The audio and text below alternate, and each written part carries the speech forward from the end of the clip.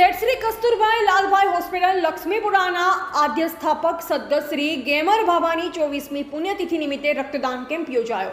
આજનો તારીખ 16/4/2024ના લક્ષ્મીપુરા હોસ્પિટલના આદ્ય સ્થાપક શ્રી ગેમર ભાભાની 24મી પુણ્યતિથિ નિમિત્તે રક્તદાન કેમ્પમાં વોલન્ટરી બ્લડ બેંક ખેડબ્રહ્માના સહયોગથી લક્ષ્મીપુરા તથા આજુબાજુના ગામ અને કંપા દ્વારા રક્તદાન કેમ્પ રાખી 20 બોટલ બ્લડ એકત્ર કરેલ હતું।